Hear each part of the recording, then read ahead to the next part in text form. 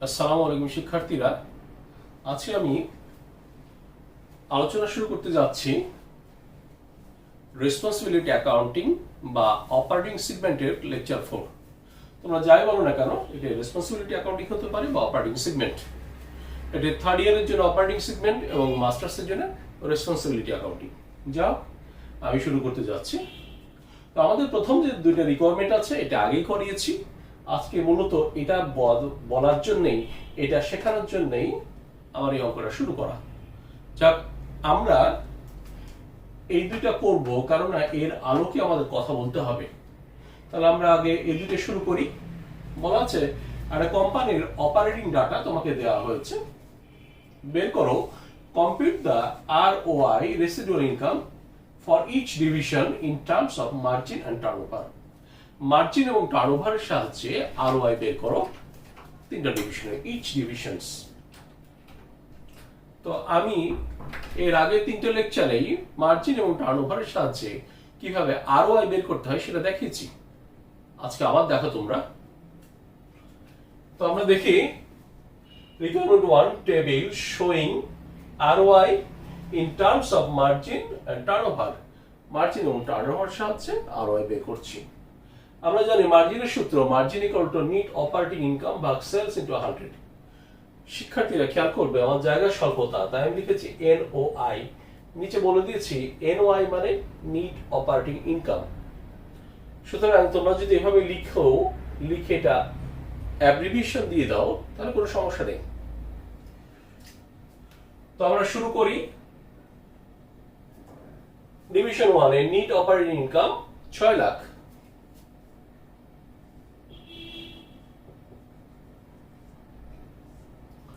ভাগ sales 1,20,00,000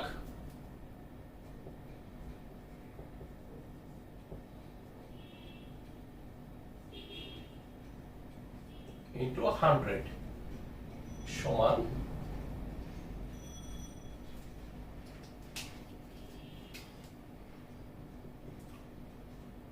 5%। Requirement 2 5,60,000 ভাগ 1,40,00,000।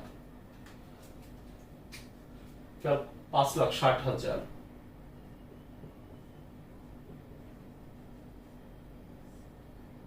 1,40,00,000 into 100 equal to 4%।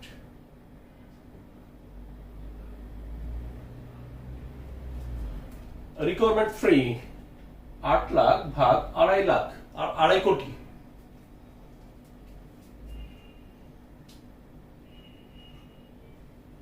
8 lakh ভাগ 2.5 কোটি into 100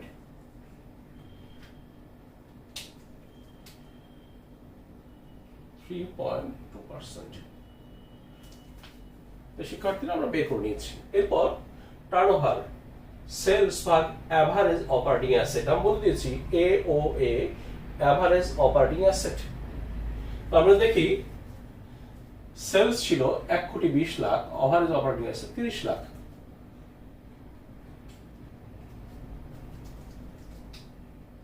এক কোটি 20 লাখ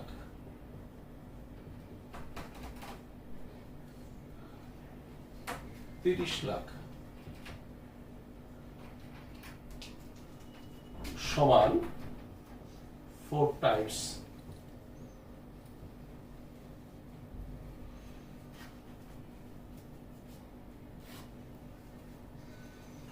দুই নম্বর 1,40,00,000 ভাগ 70 লাখ।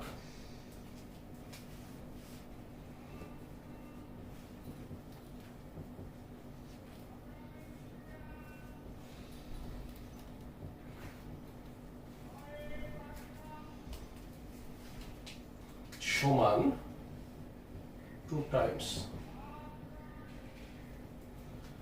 3 নম্বর 2.5 কোটি ভাগ 50 lakh.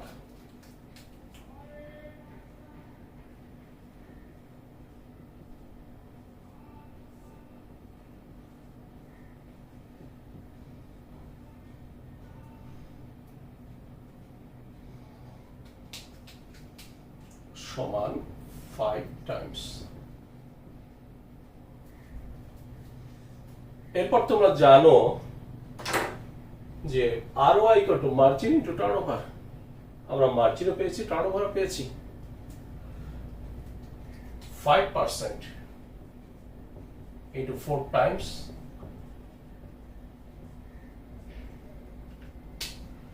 equal to 20%.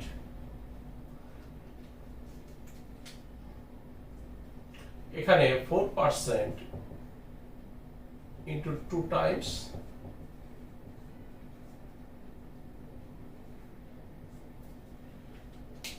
equal to 8%. এখানে 3.2% into 5 times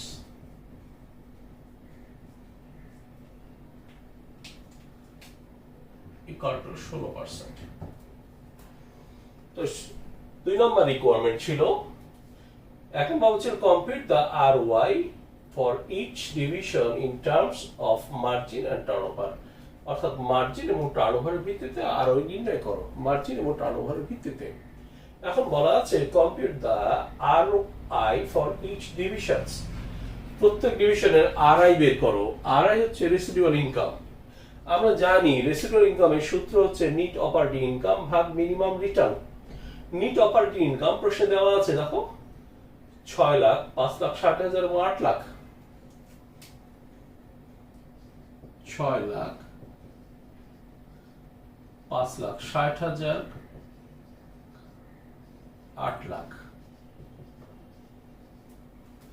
minus minimum return. Minimum return বের করতে হবে, তাহলে আমরা বের করে নিই। মিনিমাম রিটার্নের সূত্র হচ্ছে minimum return equal to average operating asset into minimum required rate of return. আমি লিখে দিয়েছি MRRR, minimum required rate of return.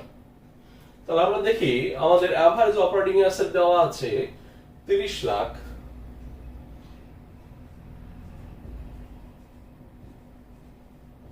Into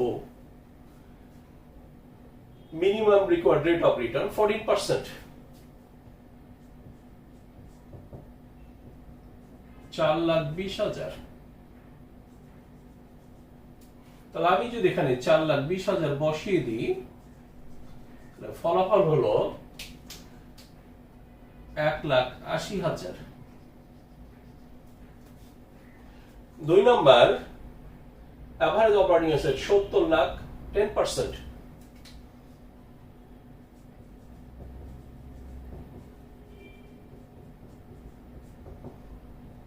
7 lakh. এখানে যদি আমি 7 লাখ বসাই,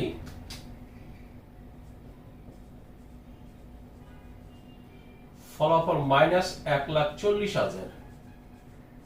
এখানে কিন্তু মাইনাস হয়েছে, নেগেটিভ হয়ে গেছে। 3 নম্বর আমাদের অ্যাভারেজ অপারেটিং আছে 50 lakh,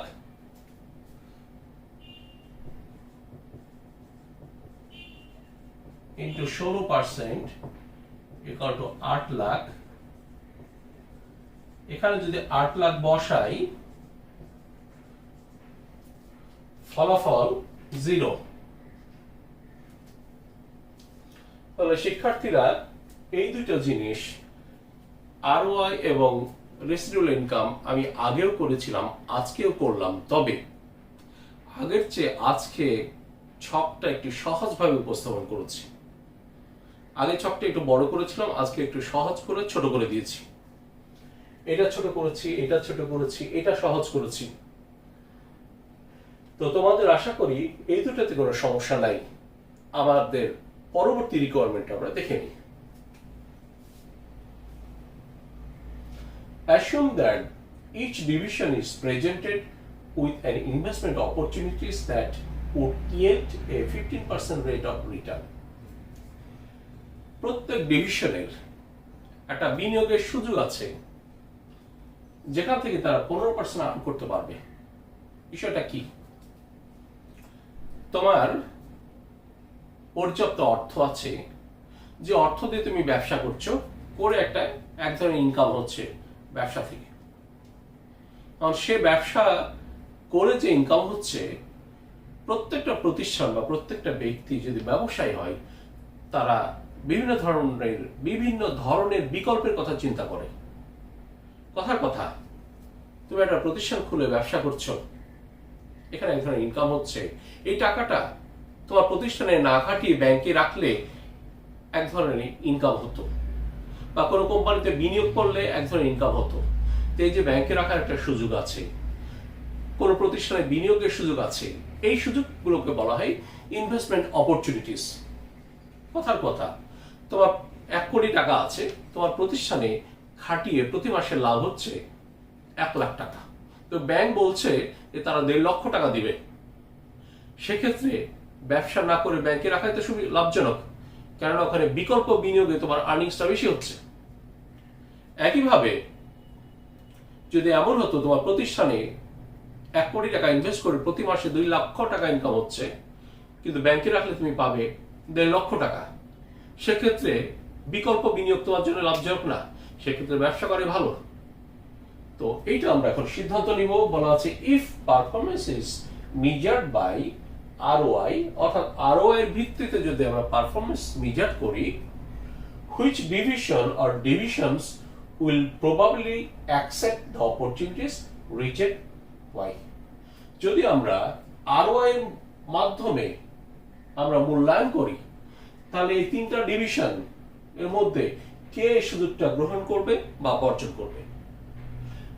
If performance is measured by RI, যদি RI এর ভিত্তিতে আমরা পারফরম্যান্স মেজারমেন্ট করি, which division or divisions accept the opportunities, K opportunity accept করবে, রিজেক্ট why, বা রিজেক্ট করবে এবং কেন।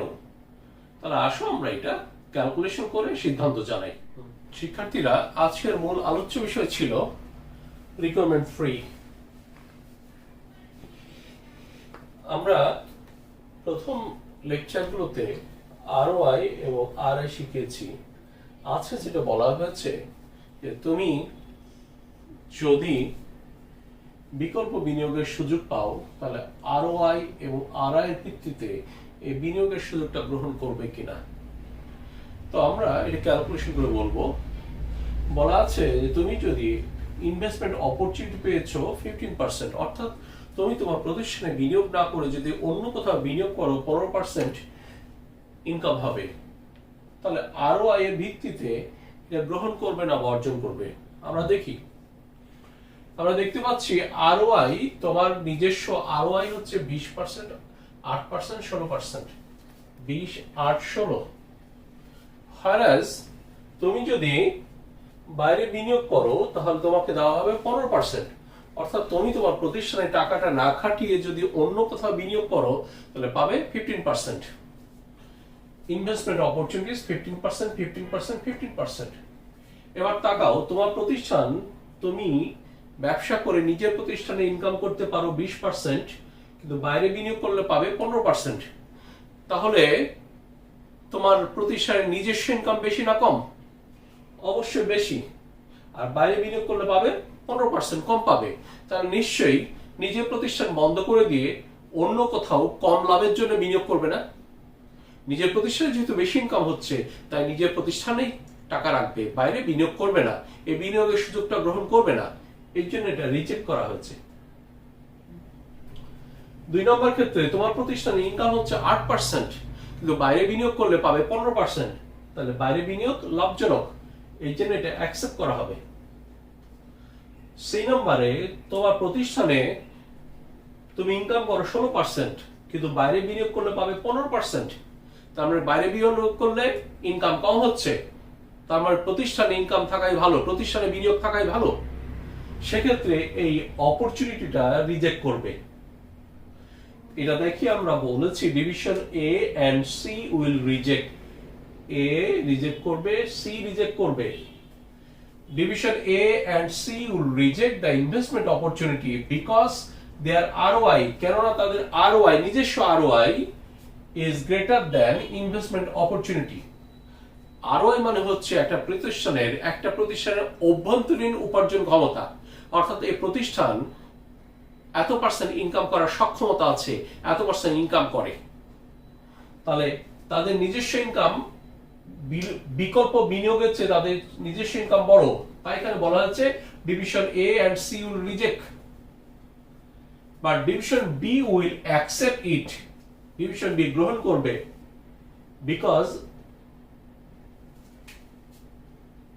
its ROI is less than investment opportunity, তার ROI ইনভেস্টমেন্ট অপরচুনিটির চেয়ে কম, অর্থাৎ তার সে প্রতিষ্ঠানে কম ইনকাম করতে পারে, তাই সেটা প্রতিষ্ঠানের টাকা বিদেশে বাইরে সে বিনিয়োগ করতে পারে, অপরচুনিটিটা সে গ্রহণ করতে পারে। একইভাবে বলা আছে এই performance is measured by RI, অর্থাৎ RI এর ভিত্তিতে আমরা কি সিদ্ধান্ত নিব। তোমার বাইরে বিনিয়োগের সুযোগ আছে, সেখানে তুমি 15% ইনকাম করতে পারো, আমরা যদি এটা RI ভিত্তিতে মূল্যায়ন করি তাহলে আমরা এই সুযোগটা গ্রহণ করব না বর্জন করব। তাহলে আমরা দেখি প্রতিষ্ঠানের নিট অপারেটিং ইনকাম কত।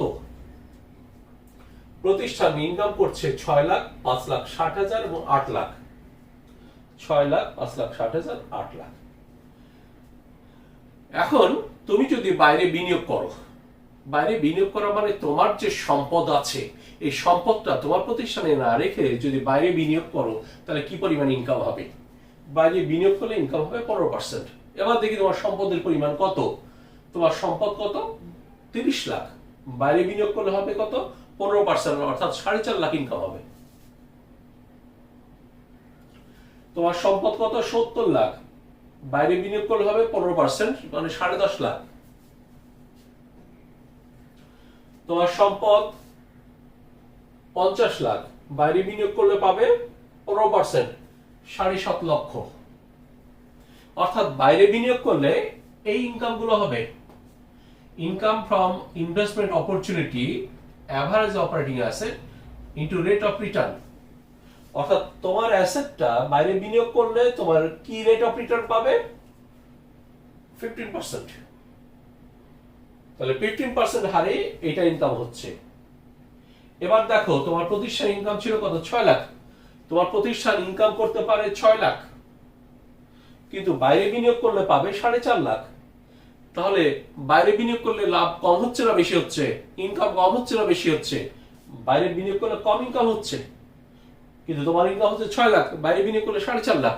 নিশ্চয়ই তোমার প্রতিষ্ঠান বন্ধ করে দিয়ে 6 লাখ টাকা ইনকাম বন্ধ করে দিয়ে 4.5 লাখ ইনকামের সুযোগ গ্রহণ করবে না, তাই আমরা এটা রিজেক্ট করব। এখানে তোমার ইনকাম হচ্ছে 5,60,000, কিন্তু বাইরে বিনিয়োগ করলে হবে 10,50,000। তাহলে বাইরে বিনিয়োগ করলে ইনকাম বেশি, তাহলে এটা অবশ্যই অ্যাকসেপ্ট করবে। সি নাম্বারে তোমার ইনকাম হচ্ছে 8 লাখ, বাইরে বিনিয়োগ করলে হবে 7.5 লাখ। কত হবে? 7.5 লাখ। তাহলে বাইরে বিনিয়োগ করলে ইনকাম কম হবে, তাই এটা আমরা রিজেক্ট করব। তাহলে এই হচ্ছে আমাদের সিদ্ধান্ত, পারফরম্যান্স মূল্যায়ন। তাই আমি বলেছি division A and C will reject. A reject করবে, সি রিজেক্ট করবে। দ্য অপরচুনিটি, এই সুযোগকে তারা রিজেক্ট করবে, because its net operating income, এর ইনকাম এ এবং সি এর income is greater than the income from investment opportunity. এই ইনভেস্টমেন্ট অপরচুনিটির ইনকাম থেকে এই ইনকামটা বড়, তাই এ এবং সি রিজেক্ট করবে। অনুরূপভাবে B will accept the opportunity, B এটা গ্রহণ করবে, অ্যাজ যেহেতু its net operating income is less than the income from investment opportunity. এই ইনকামের চেয়ে তার নিজস্ব ইনকাম কম, তাই বি এটা অ্যাকসেপ্ট করবে। তো শিক্ষার্থীরা রেসপন্সিবিলিটি অ্যাকাউন্টিং বলো এবং অপারেটিং সেগমেন্ট বলো, এর অঙ্ক এই কয়টাই। আমি এখন পর্যন্ত কিছু অঙ্ক করেছি মিসিং ফিগারের, শুধুমাত্র ROI এবং RI বের করে দেখিয়েছি। আজকে দেখলাম সিদ্ধান্ত নেওয়ার অঙ্ক। এই চ্যাপ্টারের আর কোনো ক্লাস হবে না, আমরা পরবর্তীতে নতুন কিছু শেখাবো, নতুন কোনো বিষয় নিয়ে হাজির হব। তোমরা এটা ভালো করে স্টাডি করে থাকো, ভালো করে প্রত্যেকটা বিষয় প্রত্যেকটা লেকচার তোমরা স্টাডি করবে, ইনশাআল্লাহ ফাইনাল পরীক্ষায় এর মধ্যে তোমরা কমন পেয়ে যাবে। তো আজকের মতো আল্লাহ হাফেজ, ভালো থাকো।